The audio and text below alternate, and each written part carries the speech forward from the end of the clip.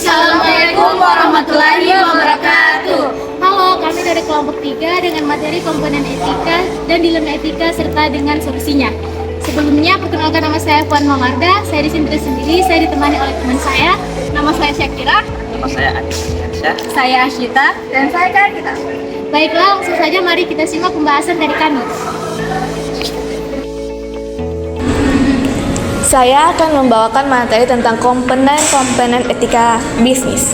Etika normatif melibatkan penentuan standar dan prinsip moral yang dianggap sebagai norma atau aturan yang diterima secara luas oleh masyarakat.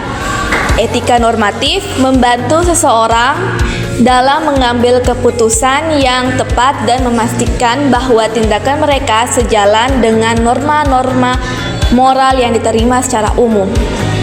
Nilai-nilai etika normatif mencakup prinsip-prinsip seperti kejujuran, integritas, keadilan, dan tanggung jawab. Ini adalah prinsip-prinsip moral yang dianggap sebagai pedoman dalam berinteraksi dengan orang lain dan mengambil keputusan yang tepat. Etika pribadi adalah prinsip-prinsip moral, nilai-nilai, dan tindakan yang dipandu oleh individu dalam kehidupan pribadi mereka. Etika pribadi mencerminkan pandangan moral dan konsep-konsep yang dipegang oleh seseorang sebagai dasar bagi perilaku mereka. Ketika seseorang memiliki etika pribadi yang kuat, mereka cenderung mengambil keputusan yang tepat dan bertanggung jawab dalam konteks bisnis. Etika pribadi, nilai-nilai dan prinsip-prinsip etika pribadi mencakup nilai-nilai dan prinsip-prinsip moral yang dipandang penting oleh individu. Kesadaran diri. Etika pribadi melibatkan pemahaman diri yang baik dan kesadaran akan prinsip-prinsip moral yang dipatuhi. Selanjutnya, keselarasan tindakan dan nilai. Etika pribadi mendorong konsistensi antara nilai-nilai yang dianut dan tindakan yang diambil. Selanjutnya yaitu pertanggungjawaban pribadi. Etika pribadi melibatkan kesadaran akan tanggung jawab pribadi atas tindakan dan konsekuensi yang dihasilkan, pertumbuhan dan perbaikan diri. Etika pribadi melibatkan upaya terus-menerus untuk tumbuh dan memperbaiki diri dalam hal moral. Baik, saya akan melanjutkan materi selanjutnya, yaitu terkait etika pribadi dan etika sosial. Etika pribadi adalah prinsip-prinsip moral, nilai-nilai, dan tindakan yang dipandu oleh individu dalam kehidupan pribadi mereka. Etika pribadi mencerminkan pandangan moral dan konsep-konsep yang dipegang oleh seseorang sebagai dasar bagi perilaku mereka. Berikut adalah beberapa poin yang menjelaskan tentang etika pribadi. 1. Nilai-nilai dan prinsip-prinsip. Etika pribadi mencakup nilai-nilai dan prinsip-prinsip moral yang dipandang penting oleh individu. Kedua, kesadaran diri. Etika pribadi melibatkan pemahaman diri yang baik dan kesadaran akan prinsip-prinsip moral yang dipatuhi. Ketiga, keselarasan tindakan dan nilai. Etika pribadi mendorong konsistensi antara nilai-nilai yang dianut dan tindakan yang diambil. Keempat, pertanggungjawaban etika pribadi. Etika pribadi melibatkan kesadaran akan tanggung jawab pribadi atas tindakan dan konsekuensi yang dihasilkan. Kelima, pertumbuhan dan perbaikan diri. Etika pribadi melibatkan upaya terus-menerus untuk tumbuh dan memperbaiki diri dalam hal moral. Selanjutnya, etika sosial. Etika sosial mencakup pertimbangan tentang bagaimana individu harus berperilaku terhadap orang lain, bagaimana berinteraksi dengan anggota masyarakat, dan bagaimana bertindak dalam konteks sosial yang lebih luas. Etika sosial dalam bisnis berarti mempertimbangkan dan menghormati kepentingan dan kesejahteraan masyarakat secara luas, bukan hanya keuntungan pribadi atau perusahaan. Baik, saya akan melanjutkan materi selanjutnya, yaitu etika profesi. Etika profesi merujuk pada prinsip-prinsip moral dan kode etik yang diadopsi oleh suatu profesi atau bidang pekerjaan tertentu. Setiap profesi biasanya memiliki kode etik yang dirancang untuk menjaga integritas, kepercayaan, dan keadilan dalam praktik profesi tersebut.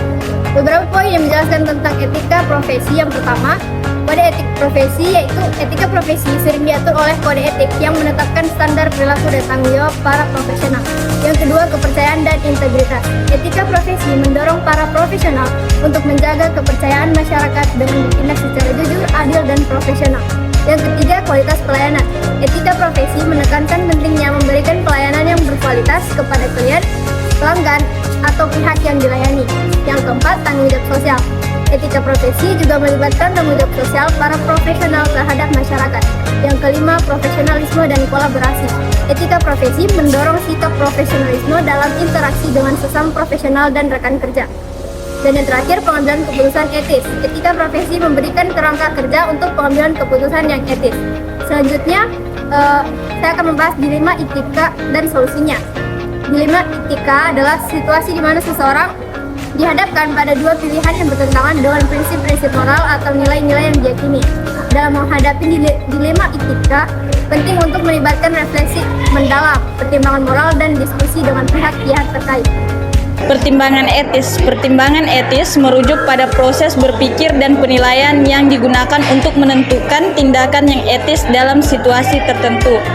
Jenis pertimbangan etis yang sering digunakan yaitu etika keadilan, di mana tindakan dianggap etis jika memenuhi prinsip-prinsip keadilan termasuk kesetaraan dan perlakuan yang adil. Yang kedua, deontologi. Tindakan dianggap etis jika sesuai dengan prinsip moral yang diterima terlepas dari hasilnya. Contohnya aliran etika Kantianisme. Etika keutamaan, tindakan dianggap etis jika mencerminkan karakter yang baik seperti kejujuran dan keberanian. Selanjutnya adapun pembuatan keputusan etis. Pembuatan keputusan etis adalah proses yang digunakan untuk mengevaluasi situasi dan memilih tindakan yang paling etis dalam konteks yang diberikan.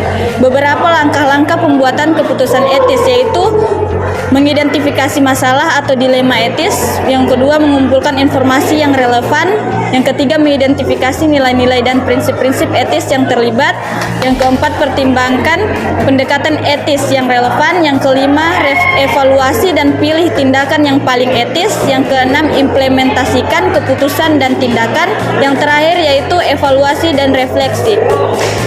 Dalam melanjutkan pembuatan keputusan etis, ada beberapa hal yang perlu diperhatikan. Yang pertama, pertimbangkan konsekuensi jangka panjang. Yang kedua, kita harus mempertimbangkan perspektif yang berbeda. Yang ketiga, jujur dan konsisten. Yang keempat, konsultasikan dengan ahli atau etikawan.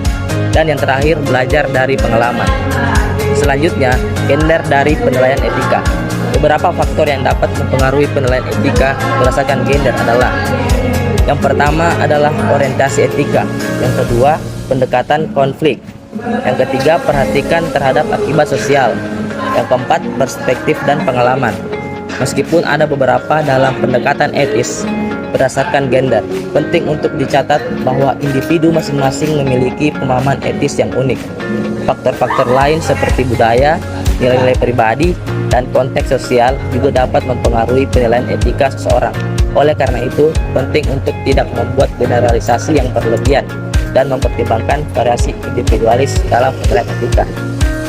Adapun kasus yang kami ambil yaitu terkait pelanggaran etika sosial dan etika bermasyarakat. Kasus ini kami angkat dari konten seorang YouTuber yaitu Ferdian Paleka yang membuat konten memberi sembako ke masyarakat. Ferdian dan temannya Tubagus Aidil memberi sembako namun isinya bukan makanan tapi sampah. Ini sangat jelas termasuk kasus dilema etika terhadap etika sosial. Kasus Ferdian dan kawan-kawannya ini serentak viral, bahkan sampai masuk ke channel YouTube asal Inggris Mirror yang mengangkat pemberitaan dengan judul "YouTuber Arrested After Handing Out Boxes of Rubbish Disgust of Food" yang dipublikasikan pada Senin 11 Mei 2020. Para korban melaporkan kasus Ferdian ini. Beberapa korban mendatangi Polrestabes Bandung untuk melaporkan aksi prank Ferdian dan kedua temannya. Dalam pengakuan Ferdian, aksi prank tersebut dilakukan atas penilaian Ferdian dan teman-temannya bahwa di bulan Ramadan transpuan tidak seharusnya ada dan juga tidak membenarkan adanya anggapan bahwa video tersebut diunggah dengan tujuan menambah followers dan subscribers pada akun media sosialnya. Tentu saja alasan yang dikemukakan oleh Ferdian sangat tidak logis dan tidak bisa diterima, mengingat kasus yang dia lakukan ini melanggar etika bermasyarakat. Terlebih lagi konten tersebut bersifat publik karena diposting di channel YouTube, di mana semua kalangan bisa mengakses hal tersebut. Kejadian ini dilakukan akan menjadi dampak negatif pada anak-anak yang tidak sengaja menonton konten tersebut dan kemudian lebih parah jika mereka mengikuti hal tersebut. Kasus aksi Ferdian dan kawan-kawannya sangat jelas bukan contoh yang baik. Sebagai konten kreator sudah menjadi tanggung jawab mereka memberikan konten yang edukatif, bukan hanya memikirkan kepopuleran dan viewers saja, tetapi juga konten tersebut harus dipastikan bermanfaat bagi penonton atau tidak, terutama anak-anak. Berkaitan kasus ini, bisa kita ambil hikmah atau pelajaran bahwa kita harus menjaga etika dalam bermasyarakat atau etika sosial, saling menghargai dan tidak menormalisasi hal-hal yang melanggar etika hanya untuk bahan candaan dan menguntungkan diri sendiri. Dan materi dari kelompok kami semoga bermanfaat bagi teman-teman. Kami akhiri. Wassalamualaikum warahmatullahi wabarakatuh. Dadah.